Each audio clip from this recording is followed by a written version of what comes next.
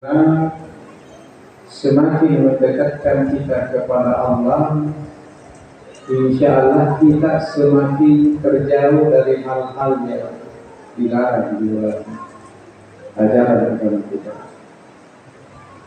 Hadirin yang dirahmati Allah, masih kita berbicara tentang kesempurnaan ibadah atau ibadah yang sempurna. Sudah kita sebutkan dulu bahwa ibadah yang sempurna itu kita mesti memiliki kesiapan dan persiapan, siap betul melaksanakan ibadah. Persiapan yang kita punya, yang kita miliki juga benar-benar ada dan sempurna. Kesiapan rohani yang pertama sudah kita bicarakan, sekurang-kurangnya ada 4 poin yang dikemukakan oleh ulama kita. Seorang yang benar-benar siap beribadah, siap sujud rukuk, setidaknya ada 4 hal yang begitu sudah kita bicarakan. Tapi supaya nyambung, saya mau sebut supaya bersambung itu. Siapa tahu ada yang tidak hadir beberapa waktu yang lalu.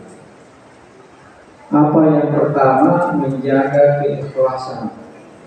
Yang pertama, al-muhafadzah alal ikhlas.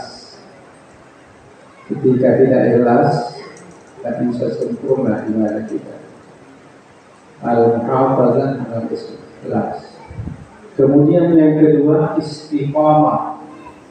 Ya, di dalam melaksanakan ibadah. Ibadah yang kita kerjakan konsisten, ibadah saja. Tidak berpikir tentang upah, tentang pahala, tentang ujrah. Jadi dikerjakan sesuatu karena perintah, titik. Ya, tidak ada harapan lain. Ada yang ketiga, dikerjakan karena bukti bahwa kita benar-benar mensyukuri nikmat Allah. Kita sujud rukuk karena mensyukuri nikmat dari Allah. Yang keempat ini, yang terakhir yang kita bicarakan pada pertemuan lalu, ialah bahwa ibadah ditegakkan, dilaksanakan karena menuntut rahmat dan ridha Allah. Itu yang terakhir kita bicarakan. Yukallimul ibadah bi rahmatillahi wa ridwanihi, seperti itu kalimatnya dalam kita. Hadirin, kemudian kita masuk kepada persiapan. Ya, persiapan kita yang harus kita persiapkan sebelum melaksanakan ibadah. Ya, kita bicarakan khusus salat saja dulu. Ya, yang kita bicarakan ini khusus salat saja dulu. Ya, apa persiapan kita dalam melaksanakan ibadah, khususnya persoalan ibadah salat. Para ulama memberikan penjelasan ini, khusus yang membicarakan ini ulama tasawuf. Yang pertama, ulama kita menjelaskan ada yang disebut dengan al-adabu ilal masjid. Kalau itu masjid kita tuju. Ya. Kalau tempat salat biasa saja, mungkin kita katakan musalla atau apa namanya dan seterusnya, yang kesimpulannya ada adabnya. Ya, adat, tata krama, kebiasaan dalam ibadah yang harus kita laksanakan. Mulai daripada ibadah yang sangat kecil, yang mungkin kita anggap itu biasa. Tapi karena itu adalah bahagian dari ibadah, mungkin itu adalah bahagian yang disenangi, dicintai oleh Allah, maka para ulama kita tetap menganjurkan untuk kita kerjakan itu. Ulama, khususnya ulama tasawuf, tetap menganjurkan untuk melaksanakan itu, karena itu nilainya sepele. Ya, ada hadis Nabi kita Muhammad SAW yang mereka jadikan pegangan. Ya, ahabbul amali ilallahi adwamuhu in kalla. Ya. Amal yang paling dicintai oleh Allah, adalah amal ibadah yang kita kerjakan rutin sekali itu kecil. Ini jadi pegangan para ulama kita. Tentu kalau banyak bagus. Ibadahnya kita banyak kemudian rutin, tentu lebih bagus ketimbang kecil sedikit tapi rutin.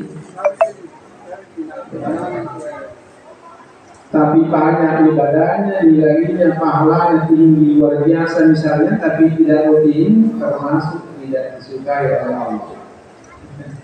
Termasuk tidak disukai. Misalnya salah satu hadis Nabi bercerita tentang salat lain, ya, yang pahalanya luar biasa. Tapi kalau sekali mengerjakan kemudian lama dikerjakan lagi dan seterusnya, termasuk tidak dicintai. Anda pun kita pernah salat semalam itu terus menerus, kemudian berhenti, tidak dicintai oleh Allah. Ya. Salat suruh misalnya, ya, yang kita kerjakan secara rutin terus menerus, dicintai oleh Allah. Ya. Ibadah-ibadah lainnya yang kecil-kecil saja, tapi dikerjakan terus menerus, dicintai oleh Allah. Jadi ada adab. Al-adabu ilal masjid, ya, al-adabu ilal musalun. Itu kita bicarakan bagaimana adabnya. Ya, sekalipun sebagian besar itu hanya dianjurkan, disunahkan. Yang kedua, al-adabu indal masjid, ketika di masjid adabnya kita, ya, akhlaknya kita ketika sudah di masjid, mulai dari masuk sampai berada dalam masjid. Di sini ulama membagi tiga. Pertama, kabulal azan khusus ketika di masjid dibagi tiga ulama kita. Saya sebutkan dulu rangkaian nanti kita telusuri secara detail pembahasannya. Ya, supaya di apa kita ini masalah yang akan dibahas nanti. Ya, karena di beberapa tempat saya berbicara tentang tasawuf, ya kadang-kadang yang kita bicarakan itu lain yang ditunggu orang karena kita tidak sebutkan sebelumnya. Ya, ketika di masjid dibagi tiga oleh ulama kita. Yang pertama, qabla azan, sebelum azan. Ada masuk di masjid belum azan, apa yang dilakukan? Bagaimana adabnya? Ya, tentu kita insya Allah sudah mengamalkan semua, kecuali kadang-kadang yang karena dianggap ente misalnya, ya tidak terlalu dipedulikan, ya karena dianggap ente. Nah, ini akan kita sebutkan bahwa bukan ente, ya, karena di antaranya ada yang memang kita berdosa dikerjakan juga, ya. Kemudian ba'dal azan, sesudah azan. Ya. Ini sesudah azan ada beberapa tata krama juga yang harus dilakukan. Contoh yang sering terjadi, bulan ini sudah di azan, keluar jalan-jalan. Ya, dilarang dalam ayat hadisnya sahih mengatakan jangan keluar sesudah di azan, supaya kecuali yang mendesak. Mau buang air kecil, buang air besar, ya batal wudhunya, boleh, ya itu dibolehkan. Ya, kemudian indas salah, ketika dalam melaksanakan ibadah salat. Jadi ketika di masjid ada 3 poinnya. Yang pertama, qabla azan, sebelum azan, ba'dal azan, sesudah azan, sebelum di kamar, ini sebelum di kamar ini. Sudah azan sebelum kamar, karena sesudah kamar, ya memang tidak ada lagi. Ya kegiatan qad kama, sungguh-sungguh sudah kita mau melaksanakan ibadah salat. Jadi tidak ada lagi yang katakan dari mana kita ini, tidak ada lagi itu. Mau kemana besok tidak ada lagi kalau kita mau. Yang ada, ya kalau terkait dengan salat, apa kata Imam? Rapatkan saf itu yang boleh. Indah salat ketika sedang salat, ketika sedang melakukan salat. Kemudian yang terakhir, saat ada 3 tadi, adabu ilal masjid, al-adabu indal masjid, al-adabu ba'da salat, sesudah assalamualaikum warahmatullah, assalamualaikum warahmatullah, ada tahapan-tahapan yang dibicarakan oleh ulama kita dan semuanya dituntun dengan hadis-hadis dari kita Muhammad Sallallahu Alaihi Wasallam. Saya mencontohkan supaya kita bisa tanya, kapan kita boleh merubah duduk misalnya? Posisi duduk kita kapan boleh merubah posisi duduk kita? Dalam hadis Nabi kita Muhammad SAW, setelah imam membaca Allahumma antas salam wa minkas salam, makanya dulu setelah berselang dia membaca, supaya setelah itu kita sudah bisa merubah posisi duduk. Jangan berdiri tinggalkan tempat sebelum dibaca imam ini, karena Nabi melarang. Mohon maaf, mungkin yang lalu sudah dibicarakan Ustaz kita yang lalu kayaknya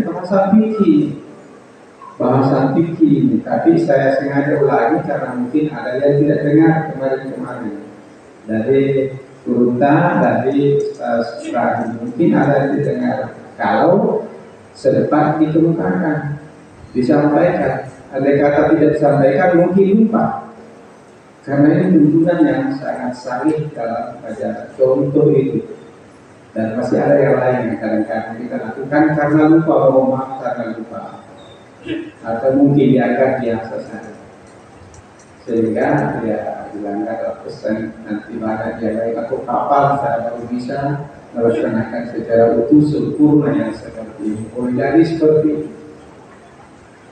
Jadi al-adabu ba'da sholat.